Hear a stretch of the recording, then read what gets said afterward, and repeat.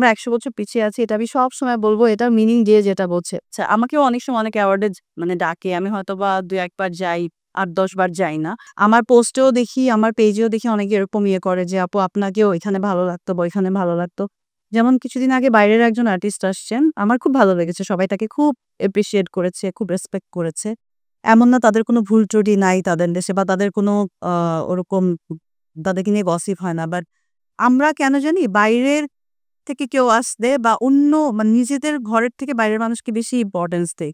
ঘরে যদি অনেক বড় কিছুও থাকে আমরা ভাবি যে এটা কিছুই না। এটাকে ইগনোর করি।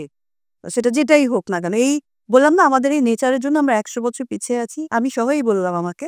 আ যেহেতু আমি বাংলাদেশেই বড় হয়েছি। সো আমার মধ্যেও কিছুটা ওইটা যে কেউ কিছু ভাবছে কিনা, কি হবে? আমার যেটা মনে হয় পার্সোনালি যে ভালো কিছু করতে এত আশেপাশে চিন্তা করাটা উচিত না। কারণ মানুষ আ খারাপের থেকে ভালোর দিকে টানটা এমনিতেই কম থাকে। সো এই আপব্রিঙ্গিং টা খুবই ভয়ংকর আমাদের জন্য। আমরা হয় মানে বাইরের কালচারটা এমনভাবে অ্যাডপ্ট করি যেটা শুধু খারাপটা হাইলাইট হয়। ভালো অনেক কিছু আছে মানে টেকনিক্যালি অনেক কিছু আমরা এটা নিই না। সো আমরা ১০০ বছর পিছিয়ে আছি এটা আমি সবসময় বলব এটার মিনিং দিয়ে যেটা বোঝে। আচ্ছা আমাকেও অনেক সময় অনেক অ্যাওয়ার্ডে মানে ডাকে। আমি হয়তোবা ২-১ বার যাই, ৮-১০ বার যাই না। আমার এমনিতে আমি আমার পার্সোনাল ওপিনিয়ন বলছি। আমার ফেক কোনো কিছুতে আর আম মানে এমন কিছু যেটা আমি ডিজার্ভ করি না ওখানে যেতে আমার ভালো লাগে না। আর কারণ অনেক জায়গায় এরকম হয়েছে আমি ডিজার্ভিং তো আমি পাই নাই। সো আমি ১ম এ হার্ট হতাম। এখন আর ওগুলো আসলে আমার কাছে মিনিংলেস। আমি অনেক ভালো কাজ করতে চাই। আমি আমার অ্যাচিভমেন্ট সেটাই ভাবি যে আমার মতো একটা মানুষ যেই ফ্যামিলি থেকে আসছি আমি, আমি আমার ফ্যামিলির সঙ্গে স্ট্রাগল করতে, করতেই আমি টায়ার্ড ছিলাম আমার ক্যারিয়ারের শুরুতে।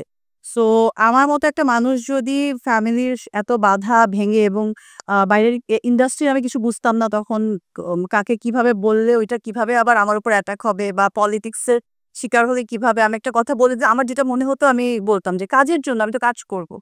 সো আমার মতো একটা মানুষ যদি এই জায়গায় আসতে পারে এটা আমার কাছে অনেক বড় একটা অ্যাচিভমেন্ট এবং মানুষের ভালোবাসা আমি এত অল্প সময়ে পেয়েছি। খোঁজ দ্য সার্চে আমি যখন স্টার্ট করলাম আমি কখনো ভাবি নাই যে আমার ক্যারিয়ারটা লং হবে, মানুষ আমাকে এতটা ভালোবাসবে, এতটা পছন্দ করবে।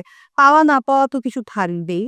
সেটা তো অবভিয়াসলি আমি কখনোই আমার সাকসেসকে আমি মানে খুব পাগল হয়ে যাই নাই। আমি আমার ছবিগুলো যখন সাকসেসফুল হচ্ছিল, আবার কখনো হয়তোবা ২-১ টা এমন আশা মতো হচ্ছিল না, তখনও আমি খুব আসলে আম আপসেট হয়ে যেতাম না। কারণ এটা লাইফের একটা পার্ট আসলে। আমি অ্যাওয়ার্ড নিয়ে এত বদার্ড না কখনোই।